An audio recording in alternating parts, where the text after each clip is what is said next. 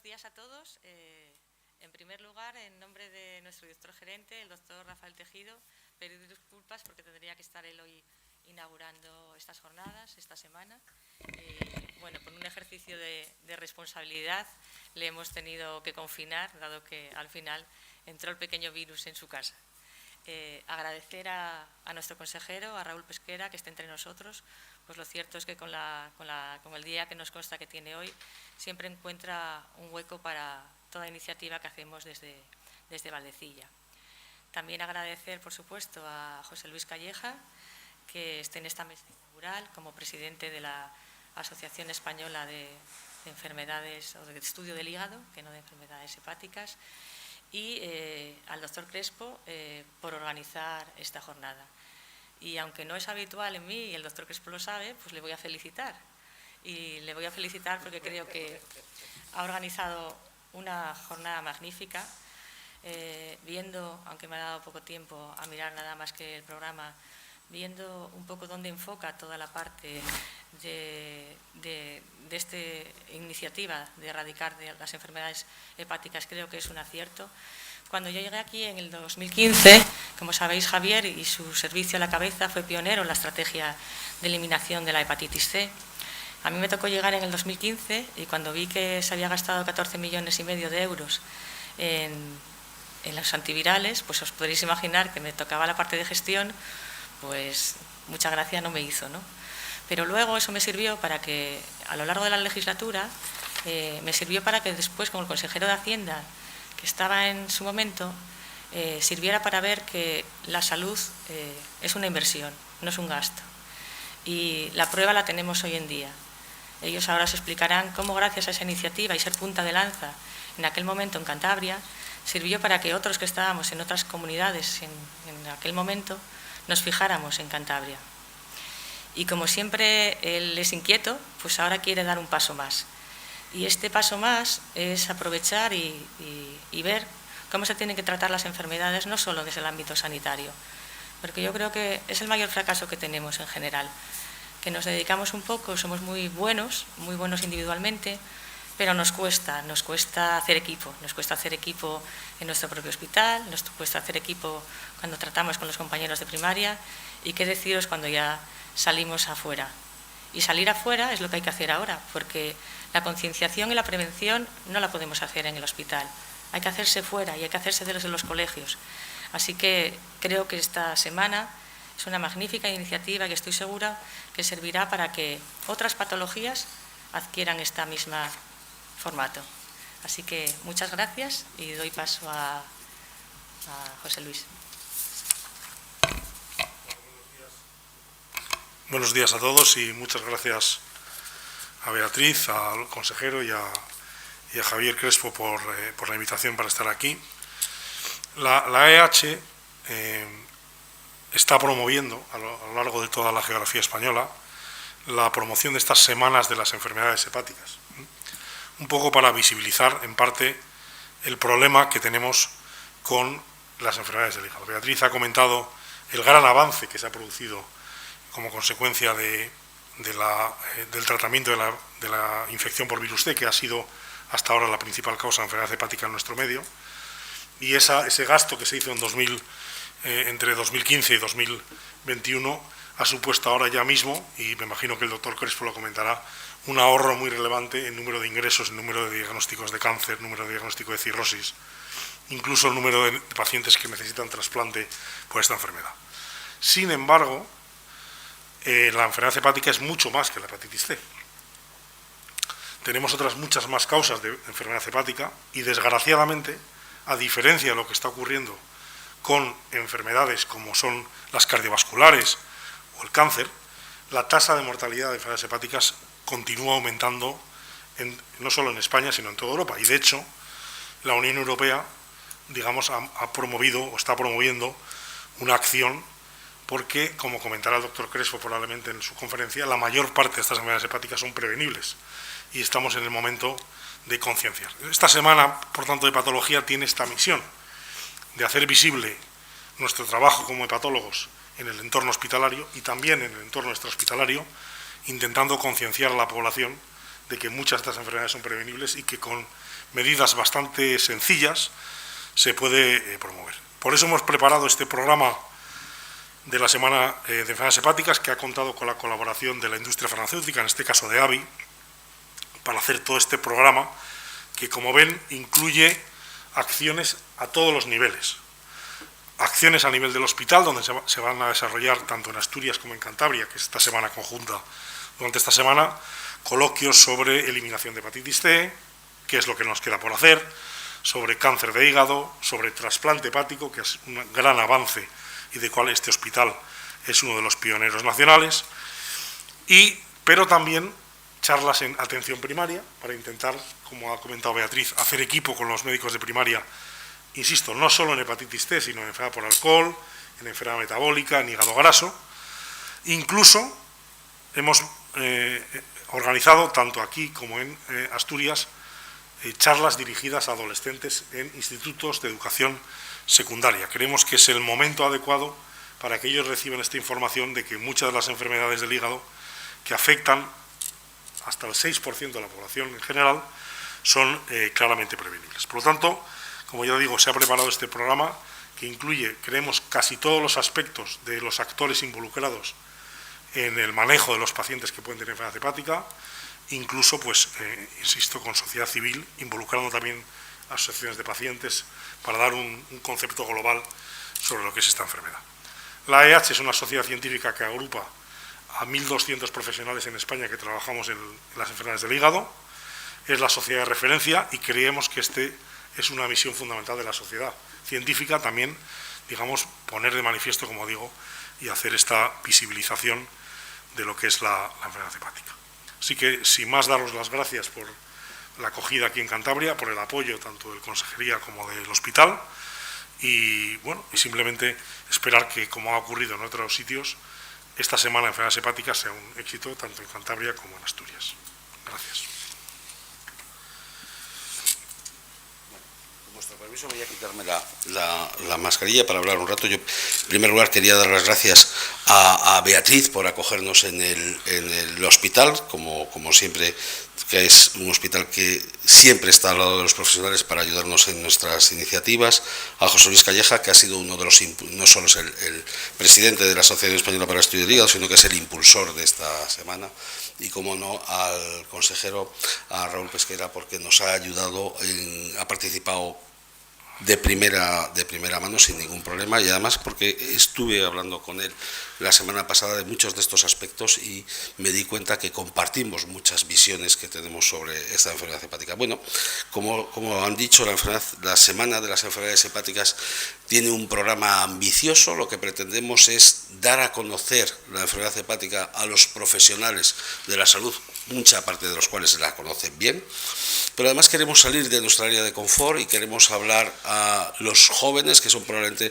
los que tienen una plasticidad mayor para adquirir conocimientos de futuro y prevenir la enfermedad, fundamentalmente charlas en diferentes institutos. Vamos a hacer un curso en el Colegio de Médicos hoy y la semana que viene, aunque se salga de esta semana, para atención primaria, que creo que es críticamente importante para conocer y poder tratar la enfermedad hepática pronto. Vamos a hacer un coloquio de eliminación de la hepatitis C el miércoles, una sesión general sobre alcohol, por eso me referiré poco en esta charla al alcohol, que va a ser el jueves.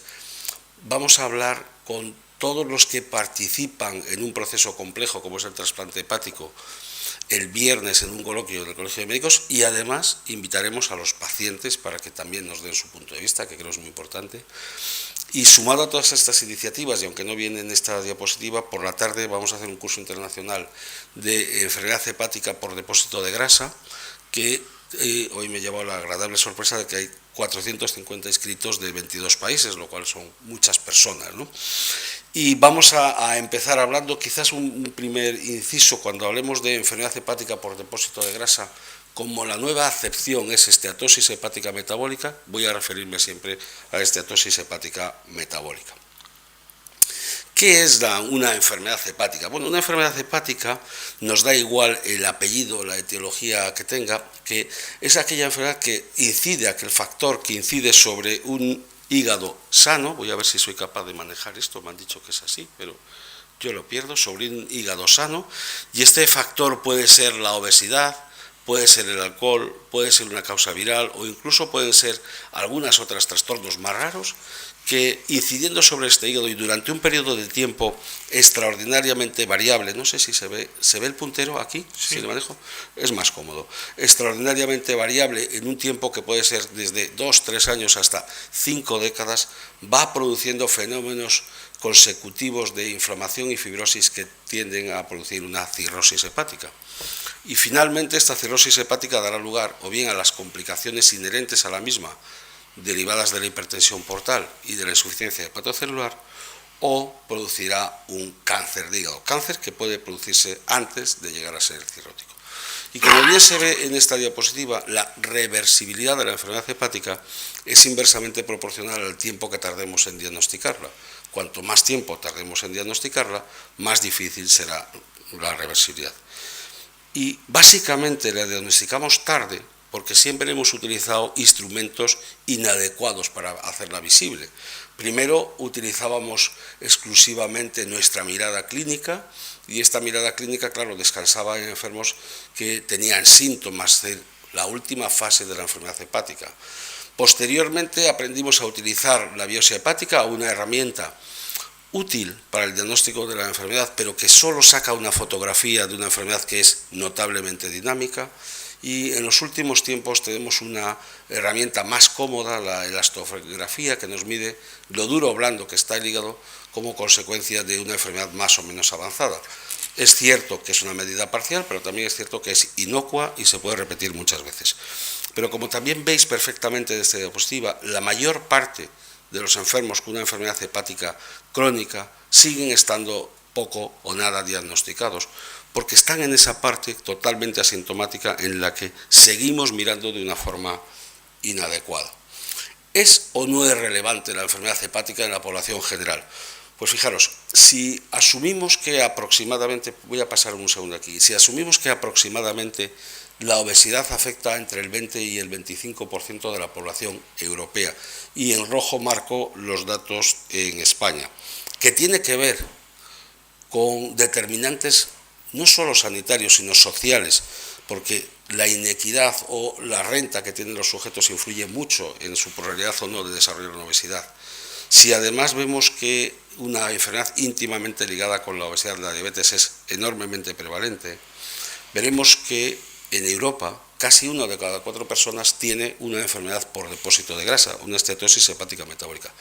Es cierto, muchos de esos no van a tener una enfermedad grave, pero sí entre el 4 y el 5% de esos pacientes. Por lo tanto, afecta a una parte significativa de la población europea. Y además de la grasa, tenemos el alcohol. Europa es la región del mundo donde más alcohol se consume, de largo, y evidentemente entre el 10 y el 15% de las personas que toman una cantidad excesiva de alcohol van a desarrollar una enfermedad hepática grave. Tenemos las hepatopatías virales, es cierto, hemos mejorado mucho, como veremos a continuación, en hepatopatías virales, pero en su conjunto el 2% de la población europea tiene una infección por un virus de la hepatopatía, y además hay otras causas hereditarias, en gran medida no prevenibles, pero sí tratables precozmente, o enfermedades autoinmunes. Por lo tanto, obesidad, grasa, diabetes más alcohol forman una serie, un triunvirato muy tóxico para el hígado, ¿no? Y cuando hablamos del alcohol, yo creo que es muy importante entender que el alcohol no solo afecta de una forma marginal a algunas personas. Estas son cifras de mortalidad en Europa relacionadas con el alcohol, o con cáncer de pulmón, o incluso con diabetes. Y como vemos, son cifras muy similares. Es decir, muy similares, y además con una peculiaridad muy notable. Afectan a segmentos de edad mucho anteriores, es decir, afectan a la población que es o que debiera ser activa, y esto impacta enormemente, con lo que luego hablaremos de no confundir gasto con inversión, porque en estas enfermedades hepáticas claramente se invierte y no se gasta. Estas gráficas complejas de ver, porque cada punto refleja un país, lo que tiende a ver es una curva que claramente sería una recta, en la que hay una asociación inequívoca entre el consumo de alcohol y la pérdida de años de vida, es decir, la asociación entre consumo de alcohol y mortalidad, cuestión que es totalmente inequívoca. Y ya si sumamos a los dos actores más dañinos, sumamos obesidad y sumamos alcohol, las cifras todavía empeoran. Y al menos en países como España es difícil encontrar personas bien comidas que no estén al menos razonablemente bebidas. Y esto es una situación que es un binomio que se da con mucha frecuencia. Claro, además de grasa y alcohol, tenemos los virus, que se ven mal en esta diapositiva, ahora que la veo yo aquí expuesta y que no consigo verla ni con gafas. Veo que es pequeñita, pero hay un número significativo de pacientes infectados, de sujetos infectados por el virus C, aunque en España, como veremos a continuación, las cosas han mejorado mucho. Y no solo es que haya muchas personas que tienen una enfermedad potencial por el hígado, metabólica, tóxica o viral en el hígado, es que tiene un correlato claro, es que la gente fallece por estas enfermedades hepáticas. Y como se ve muy bien en esta gráfica, no solo fallece, sino que se está incrementando la probabilidad de fallecer por enfermedades hepáticas en Europa, cuando una parte muy importante de las otras patologías, la mortalidad está disminuyendo. Y esto se debe fundamentalmente a dos causas: alcohol y obesidad, o alcohol y esteatosis hepática metabólica, porque incluso las causas virales que ocupaban un porcentaje amplio de esta mortalidad han mejorado, disminuido la mortalidad. Y además, y es un aspecto en el que de nuevo hay que incidir cuando salimos de nuestro, insisto, nivel de confort, y no solo hablamos de enfermedad, cuando hablamos de dinero, resulta que las enfermedades hepáticas, como hemos visto antes con el alcohol, afectan a un segmento de la población muy activo entre los 35, 40 y 65 años. Se pierden muchos días de trabajo, se pierde mucho dinero por dinero, desarrollo profesional, capacitación, etcétera, por estas enfermedades. Y por si fuera poco, el círculo se cierra con la capacidad estigmatizante que tienen las enfermedades hepáticas. Cuando habla de cirrosis, la gente, la sociedad, nuestros conciudadanos, entienden que es cirrosis alcohólica, casi siempre le ponen el apelativo de alcohólica. Eso crea un estigma en el que en el individuo que tiene una cirrosis tiende a ir tarde a buscar atención. Como va tarde, el diagnóstico es tardío. Como el diagnóstico tardío, la posibilidad de curación es menor. Como la posibilidad de curación es menor, el estigma crece porque ya no voy, porque ya no tendré nada que hacer en el hospital. Y esto es un círculo vicioso muy difícil de corregir, salvo que todos juntos seamos capaces de corregirlo. Y se ve muy bien, bueno, yo lo veo aquí, y se ve muy bien en esta diapositiva, en la que en color azul oscuro reflejamos aquellas pacientes que se diagnostican en una fase avanzada de la enfermedad, y en color claro los que se diagnostican en una fase precoz de la enfermedad. Como se ve muy bien, cuando la causa es alcohólica, la inmensa mayoría de los pacientes llegan tarde al diagnóstico, pero no solo cuando la causa es alcohólica, en las otras enfermedades vemos que muchas de ellas también llegan tarde. Luego me referiré de nuevo a ello, pero fijaros que virus C, una enfermedad en la que hemos hecho una inversión no solo en dinero para comprar fármacos, sino también en formación, en virus C seguimos llegando tarde en muchas ocasiones. Y llegar tarde significa fallecer pronto. Y esta es una curva de las probabilidades de seguir vivo después de la primera vez que uno se descompensa. Y como vemos, las probabilidades son tan escasas que hay muchos cánceres de órgano sólido que tienen unas posibilidades de vivir a 5 o 10 años mayor que una hepatopatía crónica. Esto es muy importante y probablemente se dependa en gran medida de hacer un diagnóstico tardío. Esto es especialmente cierto en el hepatocarcinoma. Si no hacemos políticas activas de búsqueda de cribado del hepatocarcinoma, las posibilidades de sobrevivir pueden llegar a ser menos de una tercera parte que si las hacemos, como se ve en dos ejemplos extremos, en Japón o en China, con datos intermedios en Europa, porque estamos empezando los programas de cribado del cáncer de hígado que yo creo que todavía no se han implementado suficientemente. Pero a pesar de todas estas cifras, no tenemos políticas de salud pública. No existe una política de salud pública de la prevención de las enfermedades hepáticas. No hay estrategias locales, nacionales, regionales, no existe. Este es un trabajo muy interesante liderado por el profesor Lazarus, en el cual nos preguntan muchos médicos de muchos países del mundo si en nuestro país había guías para la prevención de la enfermedad hepática por depósito de grasa, si había para la prevención del alcohol, si había guías para los diabetólogos para que implementaran la búsqueda de esta enfermedad, y básicamente la respuesta fue negativa. Con todos estos datos, hace unos meses hubo, yo creo que una feliz coincidencia en el que la Comisión Europea, presidida por su presidenta, y la ISEL, que es el órgano la sociedad científica que agrupa a la mayor parte de los hepatólogos europeos, tuvieron una coincidencia, se pusieron de acuerdo para intentar concienciar no solo a los médicos hepatólogos, sino a la población general de la necesidad de trasladar la oportunidad de formar, prevenir, tratar y curar a la mayor parte de los enfermos hepáticos precozmente, de tal forma que queríamos, o que el objetivo último de esta comisión es conseguir un hígado saludable para tener una vida saludable, y si es posible que la mayor parte de las enfermedades se diagnostiquen en esta primera fase y en una fase donde ya hay un hepatocarcinoma o donde tenemos una insuficiencia hepática terminal.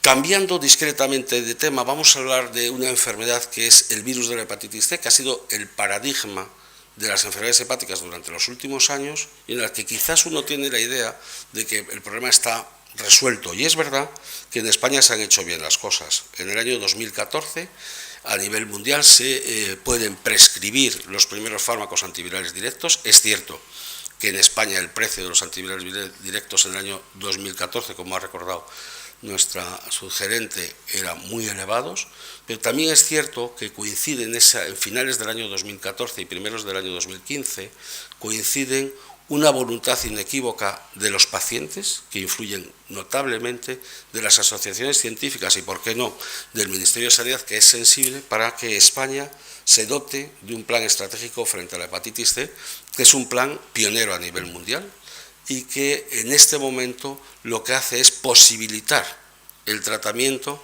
de todos los enfermos con una hepatitis C que tuvieran una enfermedad moderadamente avanzada.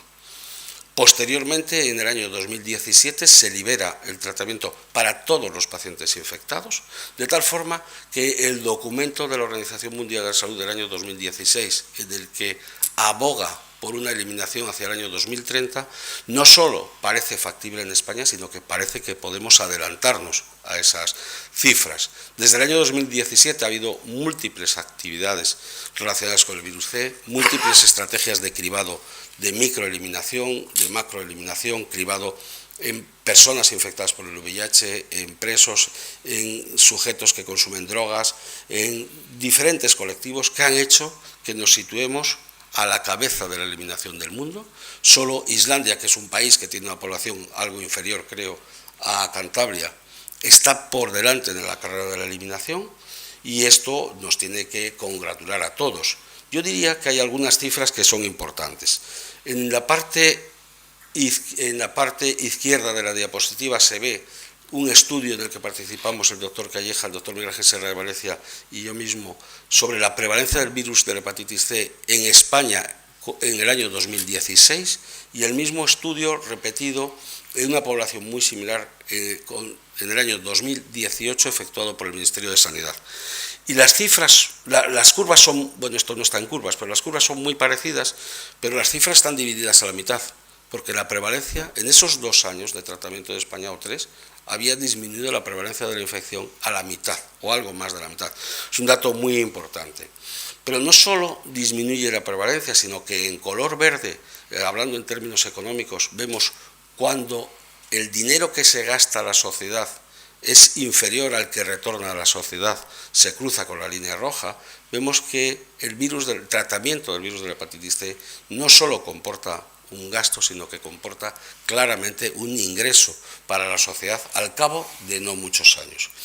Quizás el ejemplo más claro de cómo un tratamiento de una enfermedad beneficia no solo al paciente que la padece, sino a sus conciudadanos, es el ejemplo del trasplante hepático.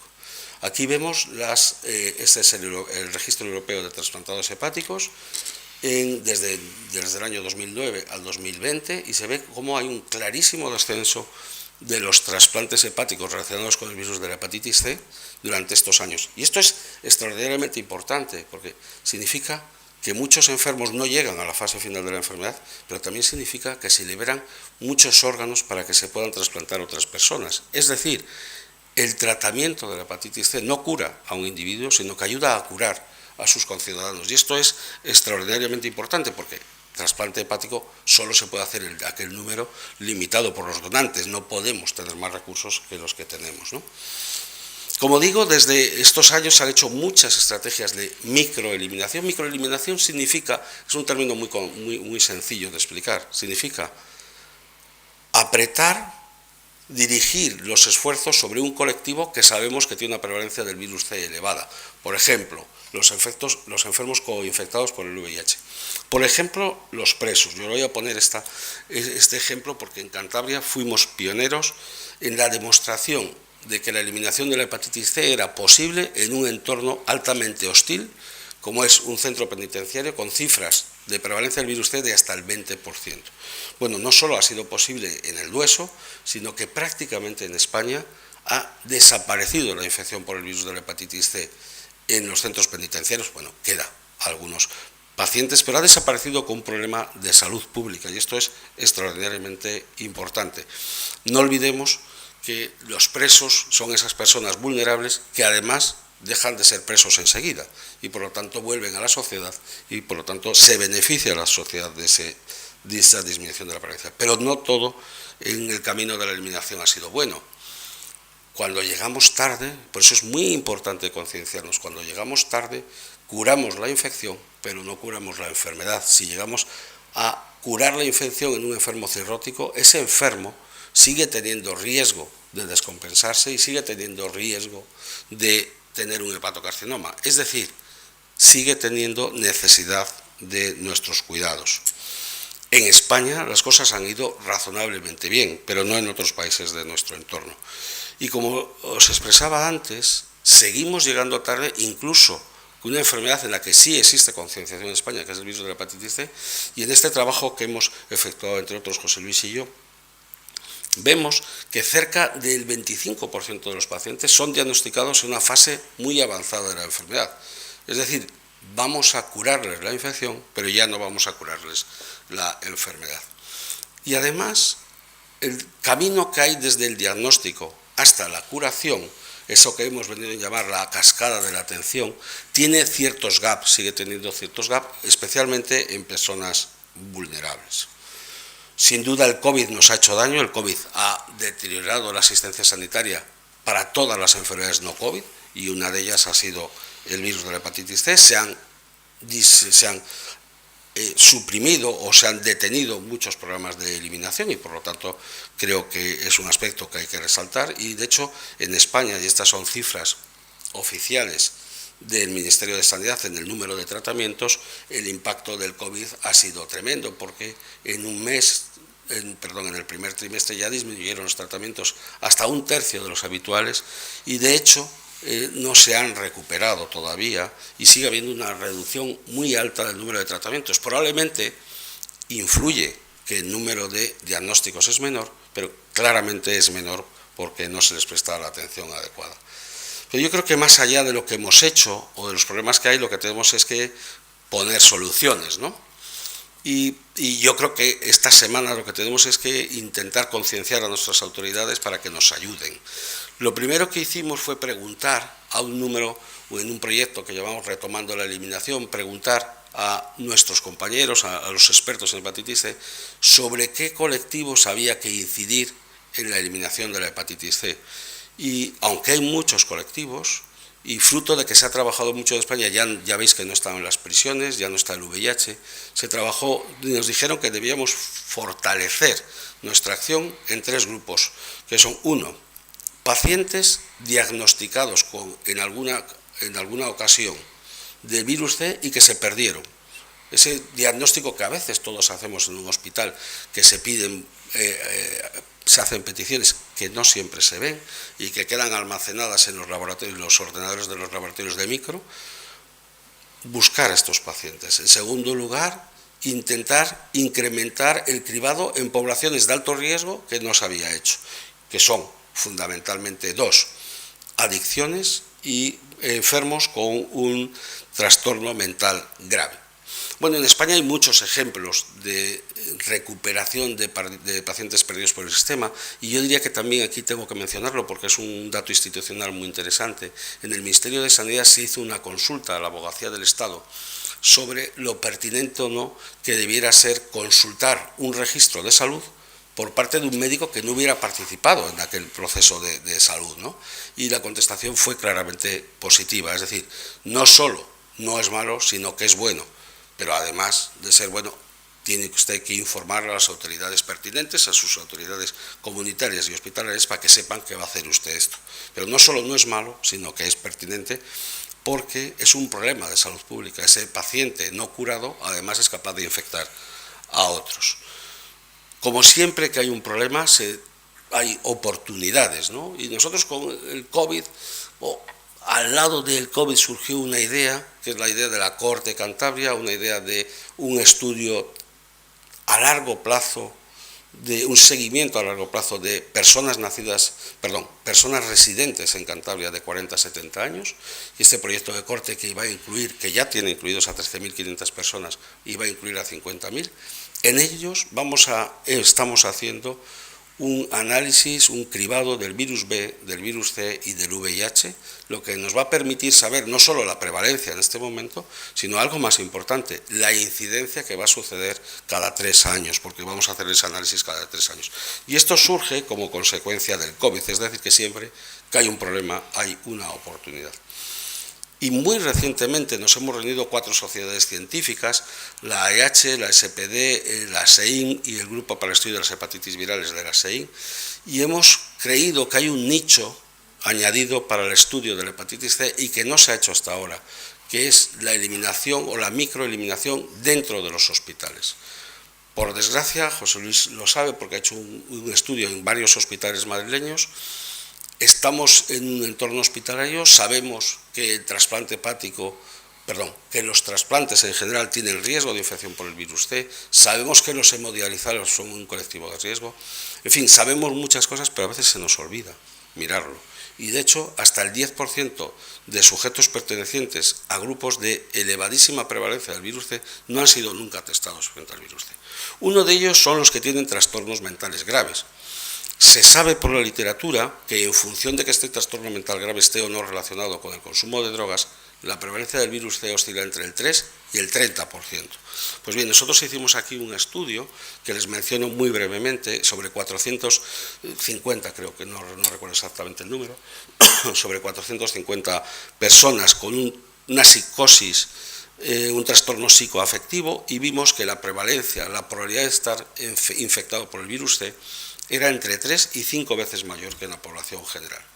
Y en este sentido, yo el otro día, y siento que no esté Rafa Tejido, porque estuvimos hablando, el jefe de micro que está con nosotros, el doctor Jorge Calvo, y el doctor Tejido y yo, sobre la necesidad de implementar nuevas estrategias de cribado en nuestro hospital. Y en este sentido, el cribado de todos los pacientes que se hospitalizan puede dar resultados extraordinarios. Por ejemplo, fijaros en este hospital italiano, que decide durante, no me acuerdo cuántos meses, 6 meses, está recién publicado, 6 meses, hacer un cribado de todos los sujetos que ingresan en el hospital. Y ven que hay 190 pacientes sobre 14.000. Es un porcentaje realmente significativo de pacientes que están infectados por el virus C. Lo que es importante no es que les diagnostiquen, es que finalmente curan a casi todos. Y esto es muy importante porque asume un concepto que debemos tener claro. Las personas que van a los centros de salud no necesariamente son las mismas que se hospitalizan.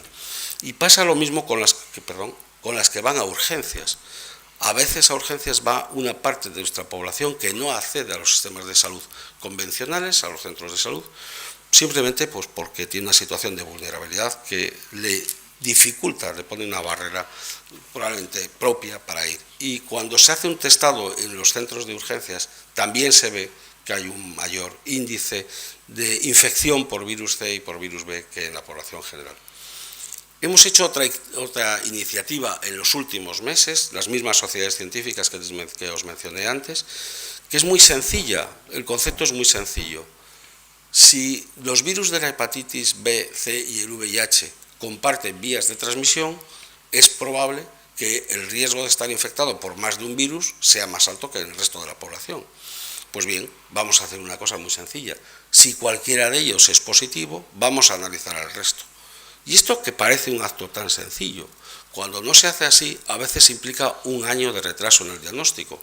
Uno pide un virus C, hace el anticuerpo, después hace la PCR, después el médico de familia nos lo manda al hospital, el del hospital confirma los datos, le pide otra PCR, es decir, 4 o 5 consultas que en muchas ocasiones hay que multiplicar por 2 meses, es decir, 10 meses. Y esto significa hacerlo de forma instantánea. Y además recomendamos que según se haga este diagnóstico integral en una sola analítica, desde el laboratorio de microbiología nos informen, no solo al médico que lo pidió, sino a los médicos que tenemos la obligación de tratar a estos pacientes. Y todas estas implementaciones que hacemos no son gratis, se gana dinero. En verde es esas estrategias, múltiples simulaciones de estrategias que ven que es más económico, coste eficaz, que es más barato cribar que no cribar. Y nos da igual que lo hagamos en un área de baja prevalencia o en un área de alta prevalencia, porque cribar el virus C vale menos de €1, es decir, o cerca de €1, vale muy poco dinero. Y esto es muy importante. La he descolocado esta diapositiva, pero tengo interés especial en esta diapositiva. Cantabria fue la primera región de Europa, del mundo, diría yo, en el que se planteó una estrategia para la eliminación del virus C a nivel poblacional. Y de hecho, la anterior consejera de Sanidad y un amplísimo grupo de trabajo multidisciplinar, llegamos a diseñar una estrategia de eliminación del virus C que era tan sencilla como decir que a todas las personas que tuvieran entre 40 y 70 años se les hiciera al menos una vez en la vida un test frente al virus de la hepatitis C. Yo creo que esta es una estrategia que tenemos aquí al consejero, que es una estrategia que tenemos que retomar, porque por desgracia el COVID la anuló totalmente, había otras prioridades. ¿Qué podemos hacer con respecto a las otras enfermedades hepáticas? Yo creo que lo primero que tenemos que hacer es cambiar totalmente el paradigma. Nosotros estamos acostumbrados a tratar enfermos que ingresan en un hospital o que vienen a solicitar atención hospital y por lo tanto son enfermos que tienen una enfermedad hepática avanzada. Y claramente cuando hablamos de alcohol, cuando hablamos de virus C que es diagnosticable de forma precoz, cuando hablamos de obesidad, que es una enfermedad potencialmente prevenible, cuando hablamos de diabetes, que es una enfermedad potencialmente controlable, tenemos que movernos desde la enfermedad avanzada hacia la prevención. Y esto es un cambio de paradigma en el cual los médicos hospitalarios no estamos habitualmente bien entrenados.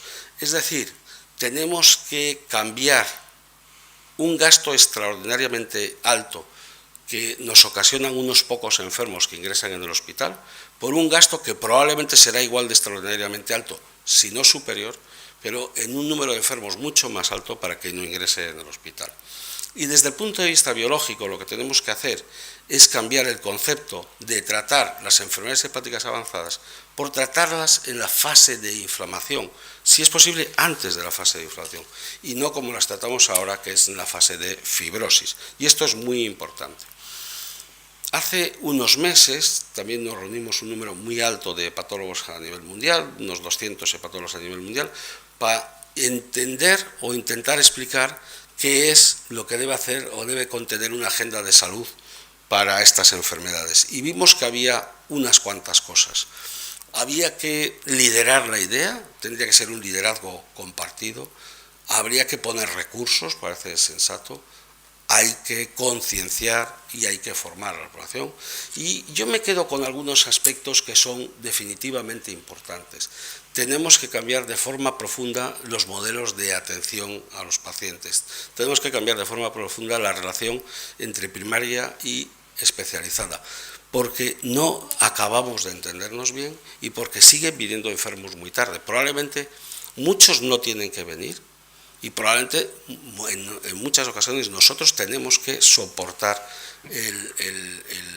el cuidado el cuidado de los pacientes fuera del hospital o ayudar a nuestros colegas para que lo hagan fuera del hospital. Sin duda, si hablamos de la enfermedad más prevalente, que es la esteatosis hepática metabólica, que es por definición la enfermedad de la inactividad, de la suma de inactividad más mal comer, es decir, de una ingesta calórica inadecuada, cómo no, lo primero que tenemos que hacer, es educar a la población. ¿Y dónde tenemos que educarles? Pues probablemente tenemos que salir de los hospitales. Quizás no somos nosotros los que lo tenemos que hacer, bueno, casi seguro que no somos nosotros, que son los docentes, pero hay que dedicarle tiempo a la salud desde la escuela, ¿no? No sé qué nivel de escuela, no soy experto en estas lides, no sé si a los 12 años, si a los 14, si a los 16, pero de la escuela.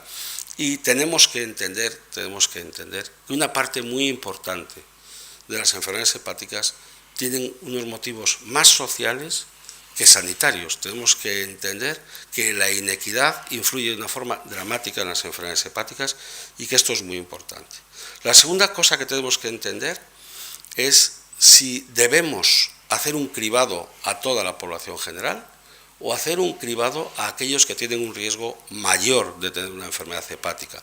Probablemente cuando hacemos un cribado a aquellas personas que tienen más riesgo, acertamos más y nos sentimos más confortables. En ese sentido, nuestra asociación, la Asociación Española para el Estudio del Hígado, ha desarrollado un algoritmo que es tan reciente como que está todavía pendiente de publicación, en el que creemos que a todas las personas que tienen una potencial enfermedad hepática, y definimos potencial enfermedad hepática de varias formas, que tienen grasa en el hígado medida de cualquier forma, que tienen elevación de las transaminasas, pero no que tienen necesariamente elevación de las transaminasas, no, que tienen elevación de las transaminasas o grasa en el hígado o son obesos o tienen una diabetes mellitus o tienen un síndrome metabólico o tienen una enfermedad inmunomediada. A todos ellos recomendamos hacer despistaje de la enfermedad hepática mediante dos cosas muy sencillas: análisis de sangre que incluya bioquímica elemental, virus, antígeno de superficie y anti-C, y además calcular de forma automatizada un índice de fibrosis, preferiblemente el FID4. Con este índice de fibrosis, con estos datos, tendremos un número alto de pacientes que no tienen una enfermedad hepática significativa y que mandaremos controlar a los médicos de atención primaria, y pacientes, unos pocos, que tendrán un riesgo o una probabilidad muy alta de tener una enfermedad hepática. En aquellos otros que estén en el medio, que siempre habrá zonas grises más o menos amplias, creemos que hay que implementar una segunda medida, que puede ser una electrometría, un test metabolómico, etc. Ya voy acabando. El otro día comenté con el consejero también la posibilidad de hacer un diagnóstico totalmente automatizado de la enfermedad hepática, teniendo en cuenta que el sistema de salud tenemos un número extraordinariamente alto de datos clínicos de los enfermos. El problema es que accedemos muy mal a esos datos clínicos, pero tenemos muchos datos clínicos. Y probablemente no lo puedo explicar en esta diapositiva, que se tarda en explicar mucho.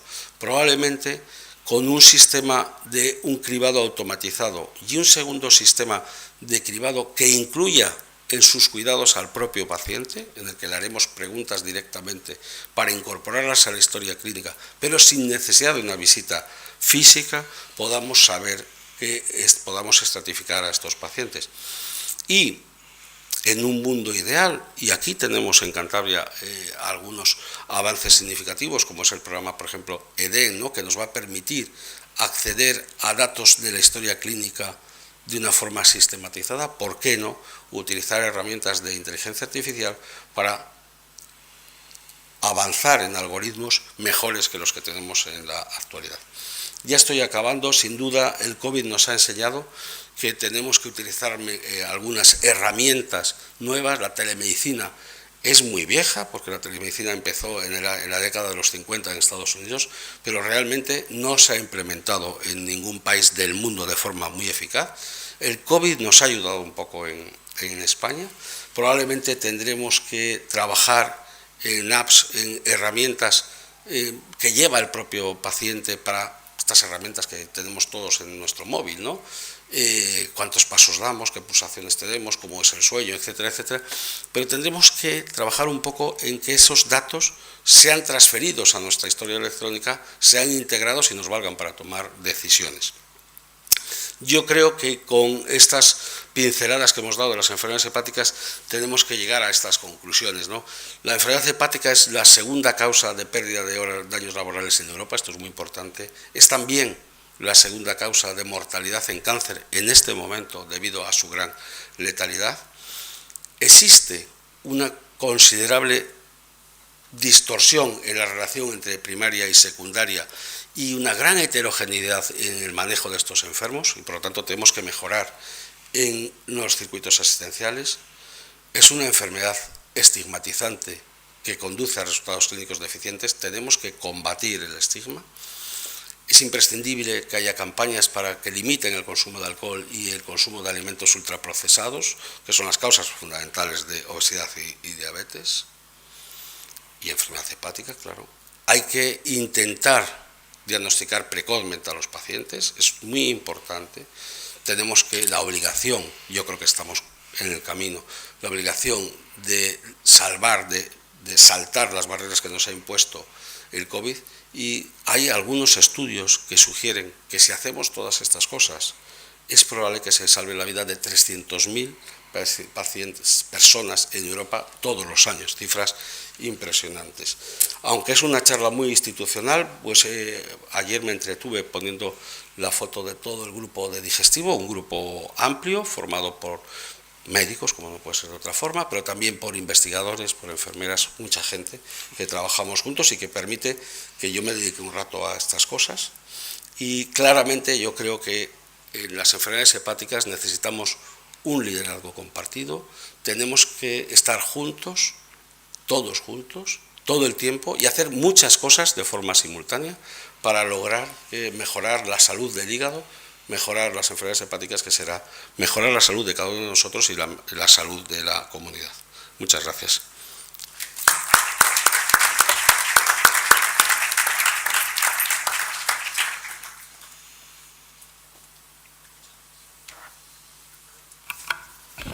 Bueno, buenos días o buenas tardes ya a todos y muchísimas gracias, Javier y el resto de compañeros de mesa. Para mí como consejero pues es un placer compartir con ustedes estos momentos, en concreto ahora pues esta semana de enfermedades hepáticas, y agradezco a la organización que me haya invitado. Como saben, siempre que tengo la oportunidad pues voy a intentar venir porque creo que es importante tener un apoyo institucional en todo este tipo de eventos. En concreto, hace poquito estuvimos hablando también, estuve en la presentación del Congreso de Trasplantes Hepáticos. Veo aquí al doctor San Juan. Todos estos encuentros pues siempre constituyen un momento extraordinario, y en este caso esta semana, pues para intercambiar conocimientos y también acercarse a nivel personal con los profesionales que lo llevan. He visto que hay varios cursos incluidos y eso siempre es una cosa interesante desde el punto de vista del feedback, ¿no? En este caso, y bueno, felicito lógicamente al servicio digestivo por la iniciativa y también al Hospital Marqués de Valdecilla por estar siempre a la cabeza y liderando pues todo este tipo de iniciativas. No en vano tenemos un hospital que es un hospital de referencia a nivel regional y sobre todo a nivel nacional. Si me pongo en mente, pues en los últimos Best in Class, pues creo que fueron 22 nominaciones, de las cuales sacamos 7 primeros premios, ¿no? El servicio digestivo suele estar ahí, lo cual pues nos pone de manifiesto que estamos a la cabeza, liderando, y que somos un hospital que tiene que ser motor tanto de la asistencia como de la innovación y la transferencia de nuestro conocimiento. Entrando en materia en el foro que nos ocupa, pues me gustaría destacar que la prevalencia de las enfermedades en el ámbito de la patología, igual que de otras áreas de la medicina, pues ha cambiado, y desde luego hay cambios en las herramientas diagnósticas y terapéuticas disponibles, y también en el approach, como decía aquí el doctor Crespo, ¿no? Aquí siempre estamos a la vanguardia. Fuimos unos de los primeros que presentamos esta iniciativa pionera, ¿no?, de erradicación de la hepatitis C, y yo, como ya lo hablamos en la última conversación, creo que debemos de retomar esto, volver otra vez a poner el contador a cero después de este paso del COVID y ver cómo entre todos volvemos a avanzar en estas iniciativas, ¿no? La hepatitis C es un grave problema de salud pública, se ha trabajado mucho y vuelvo a insistir en que nos tenemos que comprometer en seguir trabajando en esta línea. A lo largo de esta semana seguro que se va a tratar este tema y algún otro.